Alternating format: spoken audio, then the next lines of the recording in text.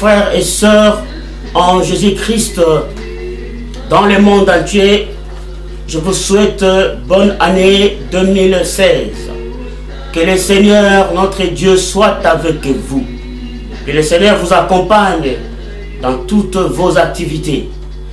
Bien-aimés, je vais profiter sur cette occasion pour vous parler un peu de la parole de Dieu. Le Seigneur m'a parlé, vraiment, il m'a mis au cœur. Il m'a inspiré de vous annoncer ce message. Quel est le message que Dieu m'a donné? C'est le message de l'amour. Bien-aimés, nous devons avoir l'amour. L'amour vient de Dieu.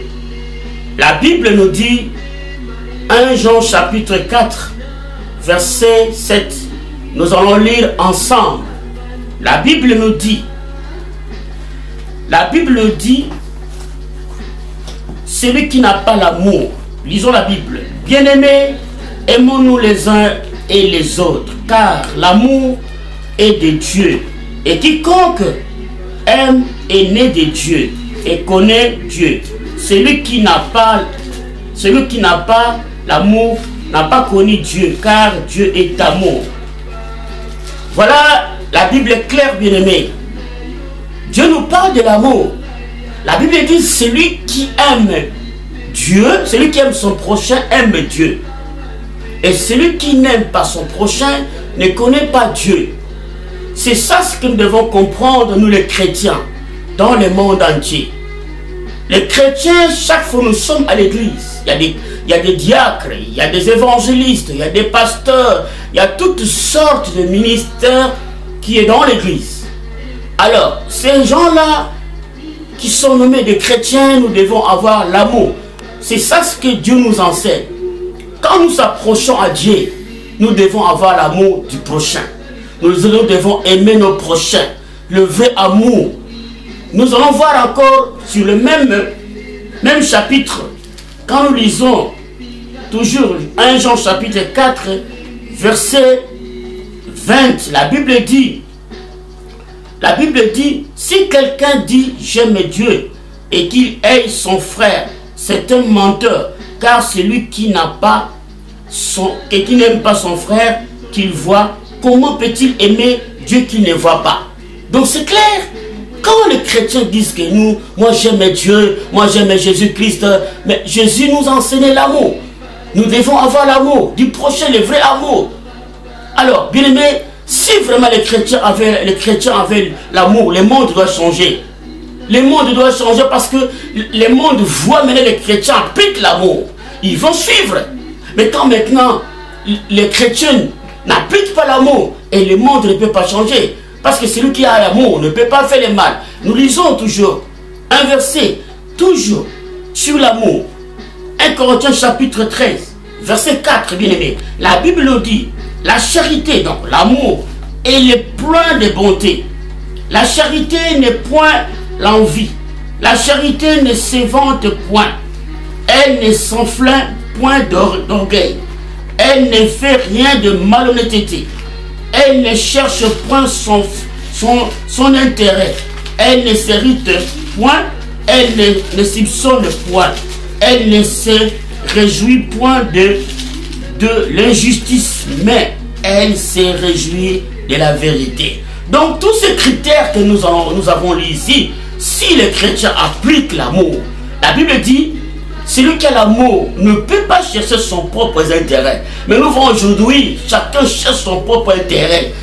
Alors, il ne cherche pas l'intérêt du peuple, l'intérêt de son frère, de sa soeur, l'intérêt du monde. Il cherche son propre intérêt. Alors, il n'a pas l'amour. Alors, bien aimé, nous devons avoir l'amour. C'est ça le message que Dieu m'a inspiré de vous enseigner, de vous parler. Durant cette année 2016 que nous avons commencé aujourd'hui, nous devons appliquer l'amour, bien-aimé. Dans la famille, il faut appliquer l'amour. Dans la société, appliquer l'amour. partout là où tu es, appliquez l'amour. Fais voir aux gens que j'ai l'amour, parce que j'ai Dieu en moi. Celui qui a Dieu en lui, il a l'amour. Car celui qui n'a pas l'amour n'a pas Dieu en lui. Il ne peut même pas parler de Dieu parce qu'il n'a pas l'amour. Dans l'église, un pasteur doit aimer ses frères, doit aimer ses soeurs. C'est pas aimer l'argent. Bien-aimé, un pasteur, je te donne des conseils. Si tu es un vrai pasteur, il ne faut pas créer une église pour l'argent. Créer l'église pour les fidèles, que tes fidèles changent leur vie. Que tes fidèles appliquent l'amour. Parce que quand Dieu viendra un jour, il va juger les mondes selon l'amour.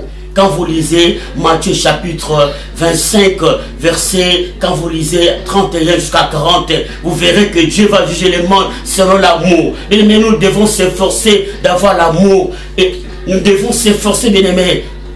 Il faut bannir l'esprit de la haine. Bannir à toi l'esprit des mensonges. Bannir à toi l'esprit de la colère, l'esprit de la haine, l'esprit de la jalousie. Ça, ce n'est pas l'amour. Car celui qui est jaloux n'a pas l'amour. Celui qui ment ses prochains n'a pas l'amour. Celui qui vole n'a pas l'amour. Celui qui commet de l'impudicité, l'adultère, toi un homme de Dieu, toi un frère, un soeur, aimer la femme de ton prochain, c'est pas l'amour. Nous devons bien échanger, nous devons appliquer l'amour. Toi une soeur, il ne faut pas aimer le mari d'autrui, c'est un péché, tu n'as pas l'amour. Nous devons appliquer l'amour, bien-aimé. C'est ça l'enseignement que nous devons enseigner. Le fidèle, nous les pasteurs, que le fidèle applique l'amour. Pas de mensonge, pas de colère, pas de la haine. Tout ça, c'est pas l'amour dans l'église de Dieu. Voilà, bien-aimé, nous devons changer. Nous devons enseigner les mondes que nous les chrétiens, nous avons l'amour. Partout là où nous sommes, nous devons appliquer l'amour. Et les chrétiens, ils viendront, et les païens, ils viendront vers le Seigneur quand ils verront cet amour que les chrétiens doivent appliquer, et ils viendront au Seigneur. Ils vont accepter aussi le Seigneur que toi tu as accepté parce que tu as l'amour. Mais quand tu n'as pas l'amour, le païen nous voit, nous les chrétiens, nous avons la haine, nous avons la jalousie, nous avons toutes sortes de péchés. Alors nous disons que nous sommes des chrétiens, car les chrétiens viennent du mot Christ, et le Christ c'est l'amour. Voilà, bien aimé, le message que Dieu m'a donné pour vous enseigner cette année 2016. Appliquez l'amour.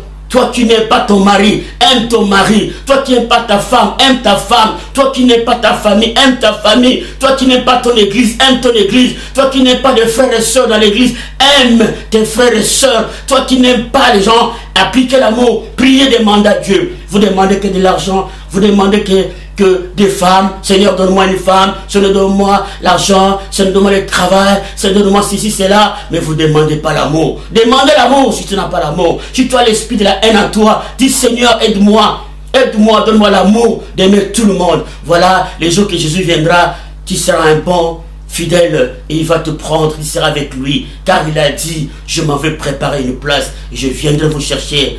Je viendrai vous chercher et vous serez là où moi je serai. Vous serez là et vous serez mes enfants et moi je serai votre père. Voilà le message que Dieu m'a donné. Vous les chrétiens du Congo, de l'Afrique, Amérique, partout, nous devons appliquer l'amour parce que l'amour, bien aimé, c'est ça. Être un bon chrétien, il faut avoir l'amour. Que Dieu vous bénisse. C'est le pasteur Jean-Baptiste Mouela. Nous allons parler prochainement à ce qui concerne l'amour. Alors, pasteur, quel message donnez-vous à votre église évangélique Foi, Unité de l'Esprit à Kinshasa? Je dis au pasteur Jean-Pierre et le pasteur Claude à Kinshasa, que Dieu vous bénisse d'appliquer toujours l'amour. Notre église, c'est l'unité de la foi. Quand on parle de l'unité, s'il n'y a pas l'amour, il n'y a pas l'unité. Donc dans l'unité, il faut avoir l'amour. Donc l'amour, c'est le fondement de l'unité. On peut avoir 4 ou 5 personnes s'il n'y a pas l'amour, donc il n'y a pas l'unité. Donc c'est pourquoi je vous demande, pasteur Jean-Pierre et le pasteur Claude, d'enseigner l'amour dans l'église unité de la foi. Pas la haine, pas les divisions. Il faut que l'amour soit là. Et le vrai amour. Voilà le message que j'ai apporté à mon peuple de l'église unité de la foi. Que Dieu vous bénisse. Et pour les peuples congolais, pour 2016, quel message, quel amour adressez-vous à ces peuples aujourd'hui qui se préparent au cours de cette année avec plusieurs élections, avec plusieurs situations? Qu'est-ce que nous pouvons dire? Bon, bien aimé, vous savez que moi j'ai souvent dit que on pourra changer même 4, 5 présidents, même 10 présidents. S'il n'y a pas l'amour, il n'y aura pas un changement.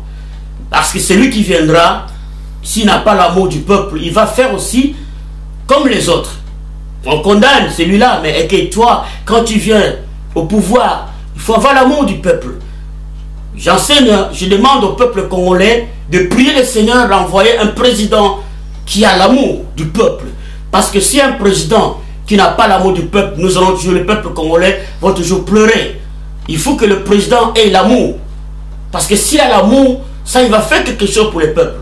Mais s'il n'a pas l'amour, il va toujours faire comme les autres. Voilà le message que je vous donne, le peuple congolais, de prier que le Seigneur nous donne un président qui a l'amour du peuple. Alors aujourd'hui, pasteur Jean-Baptiste Mouela, vous êtes un révérend pasteur, vous avez un grand ministère au Congo, à Kinshasa. Aujourd'hui, l'église de Dieu souffre du problème de l'amour. Et la Bible nous dit que, véritablement que, lorsque quelqu'un est son frère, il est un meurtrier. Alors, comment pouvez-vous rationaliser cette question?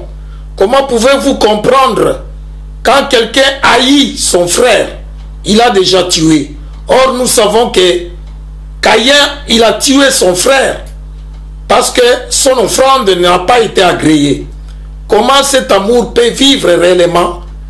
Pas seulement dans les mots et dans la parole, mais comment cet amour peut se manifester dans la vie de nous les chrétiens?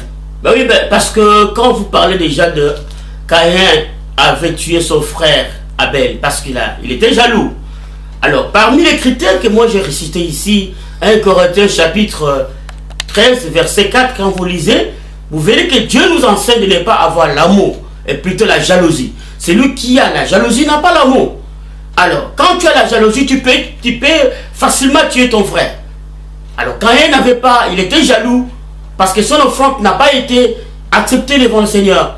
Alors, il était jaloux, c'est pourquoi il a tué son frère Abel. Alors, quand tu es jaloux, c'est facile, tu pourras tuer ton frère, tu pourras tuer ta soeur, à cause de la jalousie. Alors, la jalousie, c'est pas bon. La jalousie ne peut pas être vraiment quelque chose de très important dans l'église de Dieu. Nous devons abolir cet esprit de la jalousie. Nous ne devons pas avoir la jalousie. Un enfant de Dieu ne peut pas être jaloux.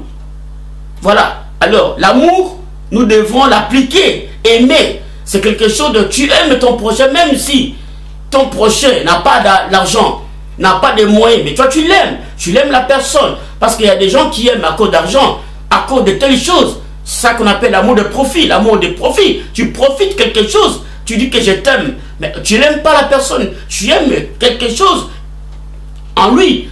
Mais tu n'aimes pas la personne. Il faut aimer la personne. Même s'il n'a pas de moyens. Même s'il n'a pas d'argent. Même s'il n'est pas beau. Même s'il n'est pas belle. Toi tu appliques l'amour. Mais celui qui aime, qui a l'amour de l'intérêt, ça c'est pas l'amour. Ça c'est des faux amours. L'amour, tu dois aimer la personne telle qu'il est. Voilà le vrai amour. Donc cela veut dire, bien aimé, je suis en train d'insister que le Seigneur nous parle ces derniers temps, les temps de la fin. Nous devons appliquer l'amour. Nous devons s'efforcer, bien aimé. Si tu n'as pas l'amour, demandez à Dieu.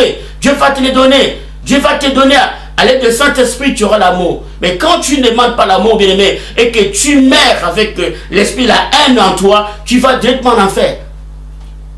Donc demandez l'amour. Nous devons vraiment faire l'effort d'avoir l'amour. C'est ce que Dieu nous enseigne. Quand vous lisez la Bible de Genèse jusqu'à l'Apocalypse, Dieu nous parle que de l'amour. Dieu nous parle que de l'amour. Alors c'est pourquoi l'amour est la base. Celui qui aime Dieu doit avoir l'amour. C'est ça. D'officiellement, quand tu parles de Dieu, tu dois avoir l'amour. Des chrétiens plein dans l'église de Dieu, qui s'en vont de l'église peut-être pour se faire voir aux gens que moi je prie. Mais il n'a pas l'amour à la maison avec sa femme. Il n'a pas l'amour avec ses enfants. Il n'a pas l'amour dans les quartiers. Il n'a pas l'amour. Après il va à l'église pour tromper les gens que moi je prie. Quel Dieu que tu pries, bien-aimé? Quel Dieu que tu pries? Car le Dieu c'est l'amour. Il faut appliquer l'amour. L'amour en acte aussi. Voilà, bien-aimé, ce que Dieu nous demande. Ok, pasteur Jean-Baptiste. Maintenant, que pouvons-nous dire des autorités du Congo? Est-ce que le peuple congolais doit continuer toujours à les obéir ou à désobéir aux autorités que Dieu a établies? Car toute autorité vient de Dieu. Et alors, l'amour que nous devons manifester, c'est de prier pour les autorités que Dieu a établies. Que pensez-vous de cette question? Bon, bien aimé, moi je parle de l'amour, je ne parle pas de la politique, mais je pourrais donner quelques conseils. Vous savez que la Bible nous dit, Romains chapitre 12 nous dit que donc la vengeance vient de Dieu. C'est Dieu lui-même qui doit venger. Nous ne devons pas juger les mondes, nous ne devons pas juger les gens. Laissez à Dieu. Nous les chrétiens, nous les enfants de Dieu, nous devons toujours demander à Dieu. Nous devons toujours prier et de ne pas condamner et de ne pas juger. Nous avons un Dieu qui juge. Le vrai juge, c'est Dieu. Parce que quand toi tu condamnes les autres, toi tu les fais aussi.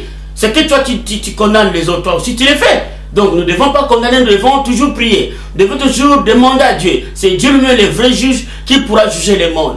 Les autorités, s'il fait bien, ça c'est Dieu lui-même qui voit. S'il fait le mal, lui-même le Seigneur aussi, il voit. C'est Dieu lui-même qui va les juger. C'est Dieu lui-même qui va les condamner. Nous sommes là, en tant qu'hommes de Dieu, nous sommes là pour donner conseil, nous sommes là pour prier que le Seigneur touche le cœur de ces autorités.